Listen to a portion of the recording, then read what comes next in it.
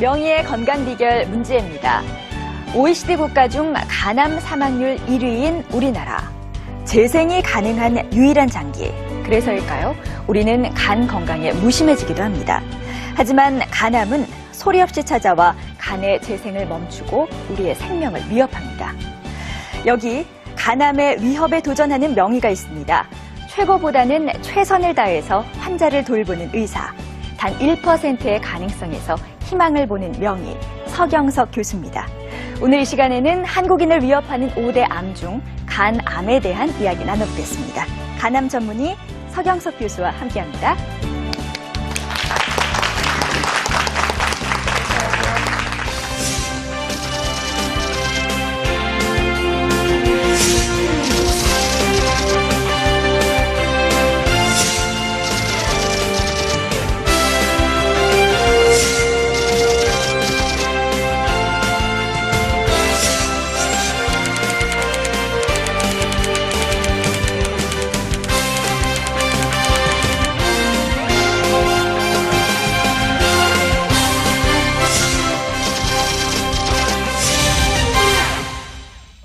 네, 간암 전문의 서경석 교수와 함께하겠습니다. 교수님 어서 오세요. 네, 안녕하십니까. 반갑습니다. 초대해 주셔서 감사합니다. 네, 오늘 방송에 함께하게 되셨는데 각오 한마디 들어볼까요?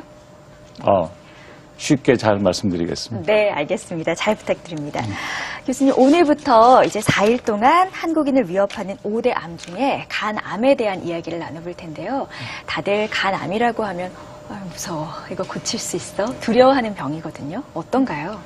예, 간암 무서운 병이죠. 네. 간암은 특히 또 간 기능이 떨어져 있는 환자에서 생기기 때문에 상당히 무섭습니다. 그렇지만 이제 예방이 가능하고 또 요새는 좋은 치료법들이 많이 나와서 어떻게 보면 완치가 가능한 그런 병일 수 있습니다. 네, 간암 역시 치료가 가능한 병이라는 거 기억하시고 오늘 간암의 원인과 증상에 대한 얘기부터 시작해 보겠습니다. 우선 간은 어디에 위치해 있고 간의 역할은 무엇인지 화면으로 준비해 봤어요. 간은 우리 몸에 필요한 단백질을 만드는데 섭취한 음식이 위와 장으로 들어가 잘게 분해돼 포도당이나 아미노산과 같은 영양소로 흡수된다. 간은 혈액과 함께 들어온 영양분을 우리 몸에 필요한 물질로 가공하거나 저장해 두었다가 꺼내 쓰는 우리 몸의 화학 공장과도 같다.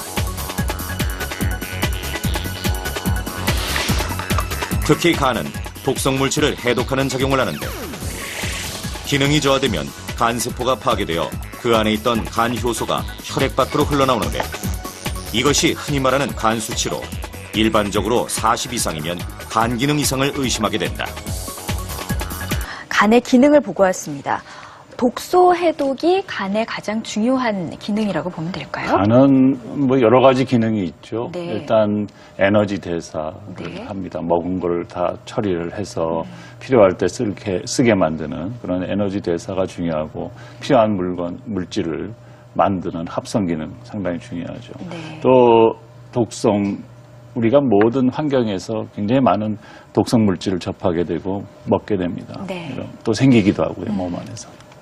그래서 이런 독성 물질을 제거하지 않으면 생명이 위독하게 되죠. 네. 그래서 이 독성 물질을 제거하게 되고 또 배출하게 되고 이런 또 살균 기능도 같이 있습니다. 그래서 간은 아주 중요한 장기고 없어서는 안 됩니다. 네. 없어서 되는 장기가 있는데요.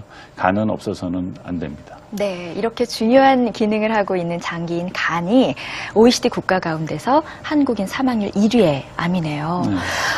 우리가요, 흔히 나 간 수치 높아졌대 이런 얘기 많이 하거든요. 여기서 말하는 간 수치라는 게 어떤 건가요? 가장 많이 말하는 게 예전에는 GOT, GTP라는 거, 요새는 AST, ALT라는 말을 더 많이 씁니다만 네.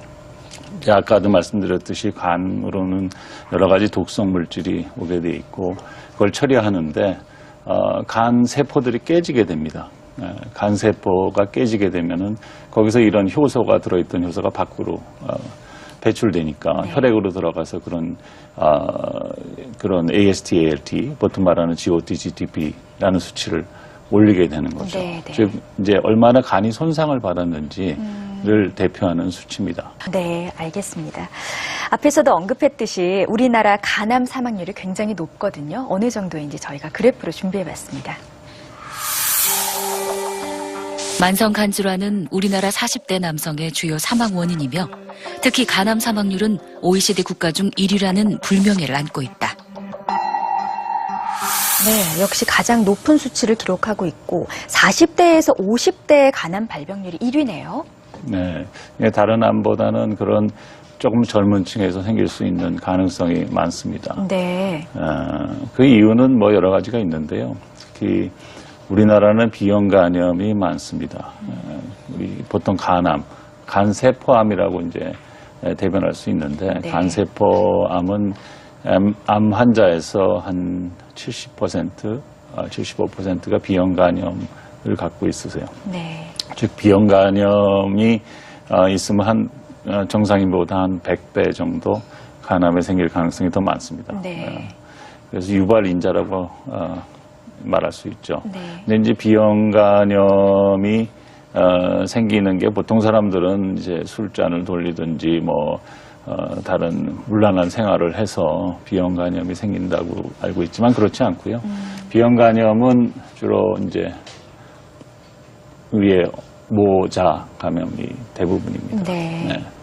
어머니가 그 비형 간염을 갖고 있을 경우에 출산할 때, 네.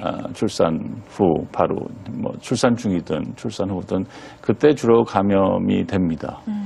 그렇게 감염이 이제 비형 간염에 노출이 돼서 감염이 되면은 급성 감염이 안 생겨요. 차라리 네. 급성 감염이 생기면 좋은데 급성 감염이 안 생기고 그냥 바이러스를 자기 것처럼 받아들입니다. 그래서 어렸을 때는 증상이 없죠. 네. 바이러스만 증식을 몸에서 하고 간에서 간 기능이 정상입니다. 그렇지만 바이러스는 굉장히 많이 증식을 하죠. 이런 과정을 이제 거치면서 여러 가지 단계를 거치는데요. 이런 이제 그걸 자기 것처럼 살고 있습니다. 같이 바이러스도. 그렇지만 이제 시간이 지나면 이제 나이가 들면서 면역 기능이 세지면은 그 바이러스가 남의 거라는 걸 알게 되고 공격을 하게 되죠. 네, 네. 그러면서 이제 염증이 생기고 염증이 많이 생기면 그 염증 자체로 인한 변화 때문에 또 간이 딱딱해지고 그러면서 간암이 생기기 때문에 그런 게 한 4, 50년이 걸리는 거죠. 네. 4, 50년 후에 이제 간암이 생길 수 있다 이렇게 생각을 하는 네. 겁니다. 선생님.